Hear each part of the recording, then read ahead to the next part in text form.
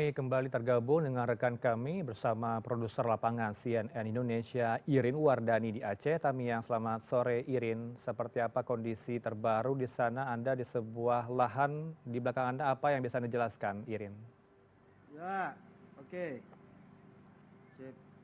Ya, selamat sore Heranov. Saya sekarang berada di Lubuk Sidup, Desa Lubuk Sidup, Kecamatan Sekrak, Kabupaten Aceh Tamiang, yang seperti sekali lagi kita gambarkan bahwa betapa masifnya kerusakan yang ditimbulkan akibat bencana ekologis ini.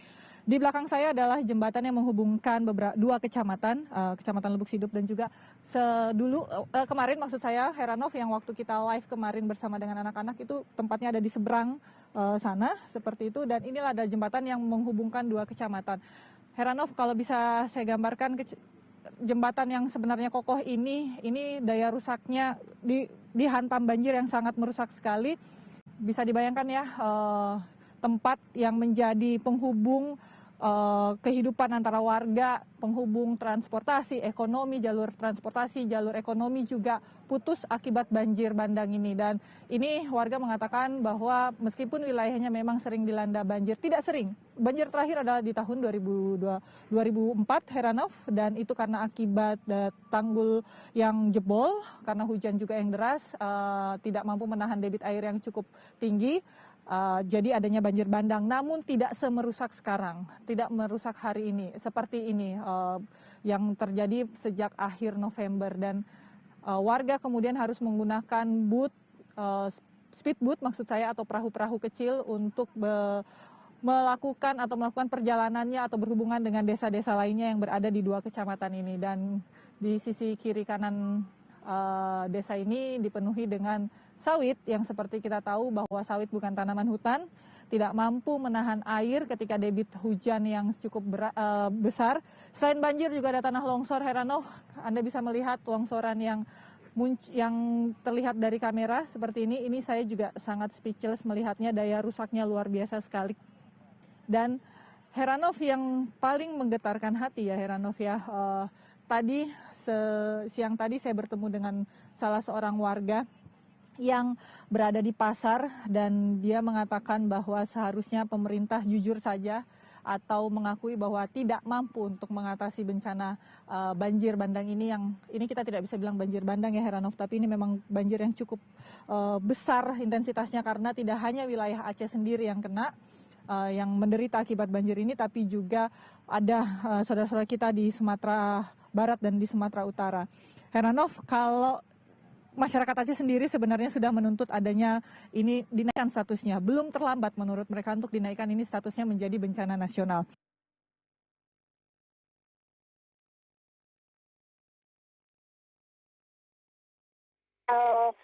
Dasar hukum untuk menaikkan status menjadi bencana nasional adalah Undang-Undang Nomor 24 Tahun 2007 tentang penanggulangan bencana dan mengatur wewenang Presiden. Dan juga ada peraturan pemerintah nomor 21 tahun 2008 tentang penyelenggaraan penanggulangan bencana yang mengatur mengenai mekanisme penentuan status keadaan darurat. Dan juga ada peraturan kepala BNPB tahun 2018, nomor 2 tahun 2018. Kriteria untuk menjadikan ini sebagai bencana nasional seperti yang dituntut oleh masyarakat Aceh sendiri adalah jumlah korban.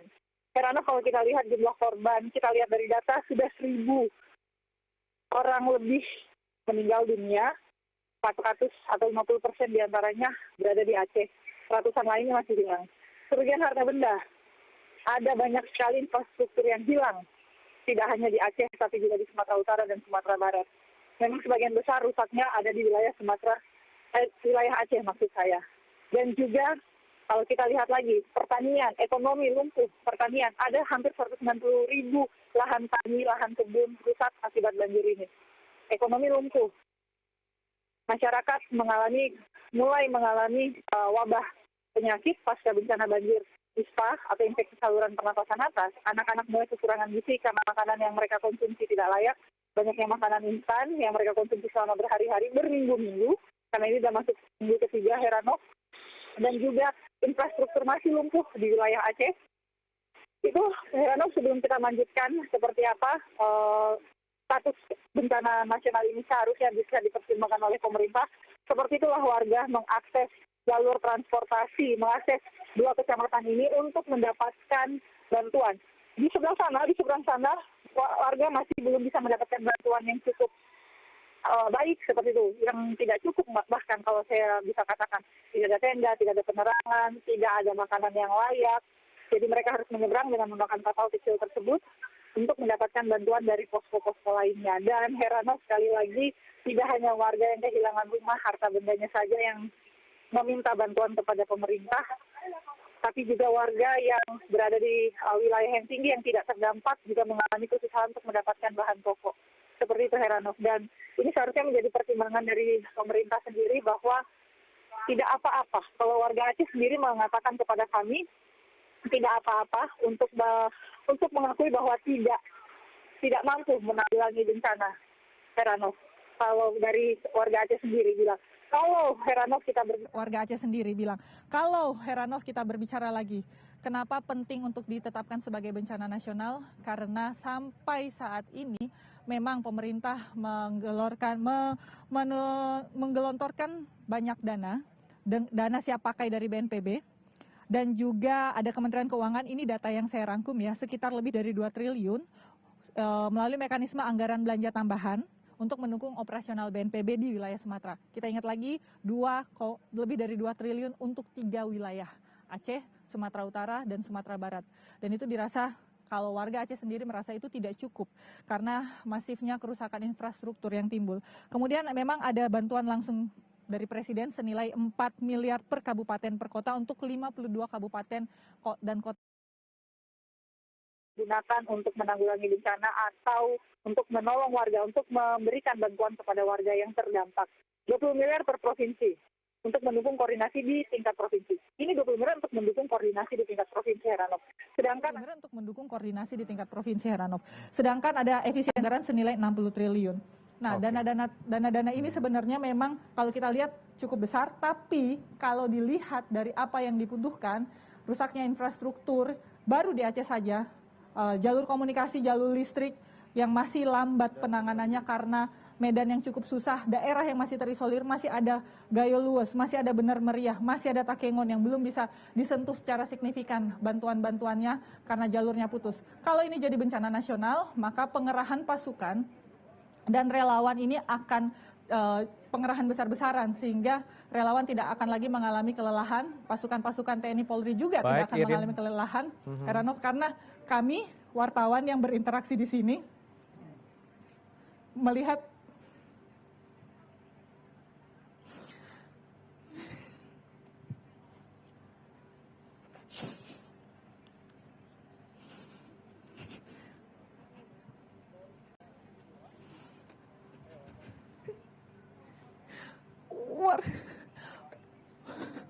warganya masih banyak yang nggak makan, heranov. Bantuan masih minim, apalagi di wilayah-wilayah terisolir. Relawan sudah ada di titik lelah. 3 minggu menunggu bantuan. TNI Polri juga dikerahkan, sudah cukup masif, pekerja yang membangun listrik berusaha bahkan di tengah hujan, lumpur. Kecelakaan kerja juga cukup tinggi, heranov, untuk membangun infrastruktur. Akuin, kalau masyarakat Aceh bilang akuin saja, pemerintah butuh bantuan. Banyak sekali relawan yang ingin masuk ke Aceh, medis terutama.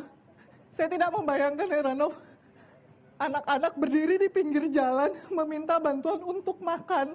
Itu yang saya lihat setiap hari.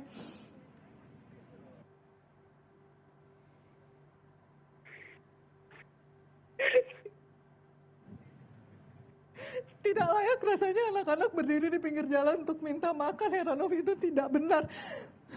Anak-anak harusnya tinggal di tempat yang aman, makan yang bergizi, kembali ke sekolah, dapat kesehatan yang baik. 3 minggu melihat kondisi Aceh tidak ada perubahan.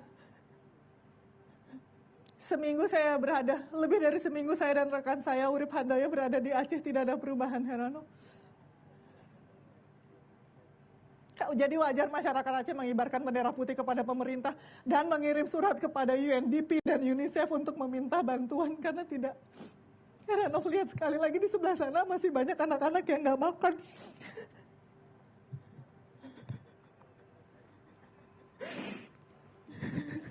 Irin, terima kasih.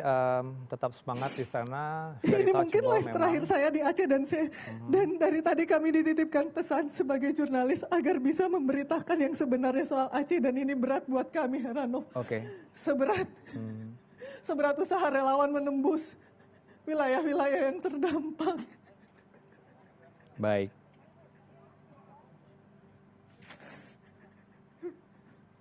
Oke, Irin, tenangkan diri dan tetap Heranov. semangat.